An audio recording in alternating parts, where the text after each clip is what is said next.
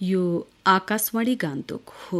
श्रोताहरू, 2017 सालदेखि यता प्रत्येक वर्ष पहिलो जुलाईका दिन केन्द्र सरकारद्वारा भारतमा वस्तु तथा सेवा कर जीएसटी दिवस पालन गरिन्छ।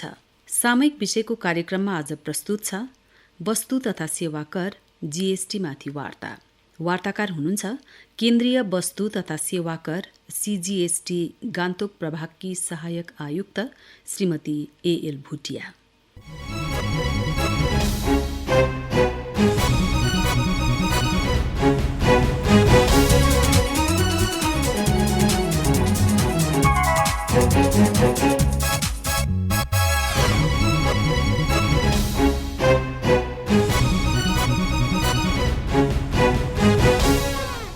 जीएसटी व्यवस्थाको कार्यान्वयनको सम्झना गर्न प्रत्येक वर्ष जुलाई 1 तारिक वस्तु तथा सेवा कर दिवस मनाइन्छ। जीएसटी गन्तव्यमा आधारित एकीकृत कर प्रणाली हो, जसले कर प्रणालीलाई सरल अनि पारदर्शी बनाउँदै केन्द्र र राज्य सरकारहरूद्वारा लगाइएका विभिन्न अप्रत्यक्ष करहरूलाई प्रतिस्थापन गरेको छ। 1 जुलाई 2017 मा लागू गरिएको जीएसटीले देशको आर्थिक एकतामा 1 जुलाई 2017 मा लागू गरिएको जीएसटीले देशको आर्थिक एकतामा एउटा महत्त्वपूर्ण माइलखुट्टी बनाएको छ। जीएसटी को मोटो एक राष्ट्र एक कर एक बजार हो, जुन राम्रो र सरल कर हो। जीएसटी व्यवस्थाले राज्यको सिमानामा वस्तु तथा सेवाहरूको निर्बाध आवागमनको लागि एकीकृत बजार सृजना गर्ने उद्देश्यले अनुपालन लागतमा कमी ल्याउने, व्यापार गर्न सजिलो बनाउने र आर्थिक वृद्धिलाई बढावा दिन अनि देशको समग्र व्यापार वातावरण सुधार गर्न लक्ष्य राखेको छ। जीएसटी का फाइदाहरू छन् जस्तै अनलाइन प्रक्रिया प्रयोग गर्न सजिलो, एक बलियो र व्यापक आईटी प्रणाली भारतमा जीएसटी व्यवस्थाको आधार हुनेछ। यी वाणिज्यका लागि सामानहरूको सजिलो यातायात, पञ्जीकरणको लागि उच्च थ्रेसोल्ड, अधिक व्यवस्थित र विनियमित प्रक्रिया, अधिक कुशल लजिस्टिक्स, करमा थप कर छैन, साना कम्पनीहरूको लागि संरचना योजना, कम अनुपालन, भ्रष्टाचार मुक्त प्रशासन मेक इन इन्डिया जीएसटी द्वारा सम्भव भयो। जीएसटी लागू भएपछि करको दर घटेको छ।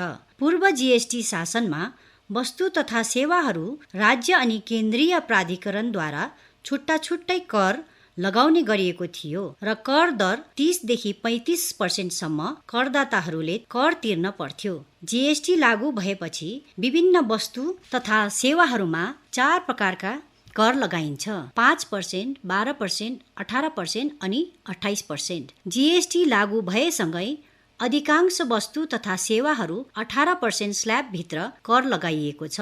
राज्य र केन्द्र सरकार दुवैले वस्तु र सेवाहरूमा कर लगाउने र सङ्कलन गर्ने अधिकार साझा गर्छन्। जीएसटी मार्फत राजस्वको सङ्कलन लगभग 20 लाख करोड वार्षिक छ, जुन भारत सरकारको कुल राजस्व सङ्कलनको महत्त्वपूर्ण हिस्सा हो। सबै करदाता सेवाहरू जस्तै पञ्जीकरण, जीएसटी रिटर्न्स, कर भुक्तान आदि अनलाइन गरिएको छ, जसले अनुपालनलाई सजिलो र पारदर्शी बनाएको छ। मूल्य श्रृङ्खला र राज्यका सिमानाहरूमा सिमलेस ट्याक्स क्रेडिटको प्रणालीले न्यूनतम क्यास्केडिङ कर छ भनी सुनिश्चित गर्नेछ। यसले व्यापार गर्ने हिडन कस्ट घटाउनेछ। व्यापारमा गर्ने लेनदेन लागतमा कमीले अन्ततः व्यापार र उद्योगको लागि प्रतिस्पर्धात्मकतामा सुधार ल्याउनेछ। उच्च राजस्व प्रभाव: प्रत्येक चरणमा तिरेको इनपुट ट्याक्स क्रेडिट मूल्य अभिवृद्धिको पछिल्लो चरणमा उपलब्ध हुनेछ, जसले प्रत्येक चरणको मूल्य अभिवृद्धिमा जीएसटी अनिवार्य रूपमा कर बनाइन्छ। किनभने दक्षता लाभ र चुवाहटको रोकथामले अधिकांश वस्तुहरूमा समग्र करको भार कम हुनेछ, जसले उपभोक्ताहरूलाई फाइदा हुनेछ। जीएसटीबाट हुने राजस्व स्वास्थ्य, शिक्षा र पूर्वाधार विकासका कामहरूमा प्रयोग गरिन्छ। राष्ट्र निर्माणमा देशका प्रत्येक नागरिकको योगदान रहेको छ। राष्ट्र निर्माणमा देशका प्रत्येक नागरिकको योगदान रहेको जीएसटी एकमात्र कर हो। यो डिजिटल इन्डियाका लागि क्रान्तिकारी कर प्रणाली हो। यो कर सुधार मात्र होइन, आर्थिक र सामाजिक सुधार तर्फको एउटा ऐतिहासिक कदम हो। जीएसटीले देशमा अप्रत्यक्ष कर प्रणालीलाई सरल र हार्मोनाइज सामञ्जस्य बनाउनेछ। जीएसटी मार्फत राजस्वको सङ्कलन लगभग 20 लाख करोड वार्षिक छ, जुन भारत सरकारको कुल राजस्व सङ्कलनको महत्त्वपूर्ण हिस्सा हो। अन्त्यमा जीएसटी दिवस 1 जुलाईको दिन जीएसटी शासनको कार्यान्वयनमा संलग्न अधिकारीहरूको कडा परिश्रम र समर्पणलाई सम्मान गर्न अनि यो नयाँ प्रणालीमा पालना गरी देशको आर्थिक वृद्धिमा योगदान पुर्याउने करदाताहरूको प्रशंसा गर्न भनी मनाइन्छ।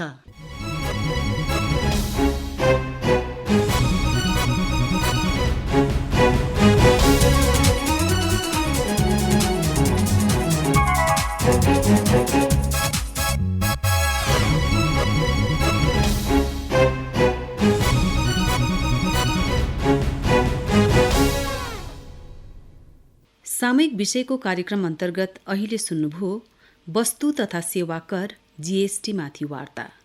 वार्ताकार हुनुहुन्थ्यो केन्द्रीय वस्तु तथा सेवा कर सीजीएसटी गान्तोक प्रभागकी सहायक आयुक्त श्रीमती एएल भुटिया। यो आकाशवाणी गान्तोक हो।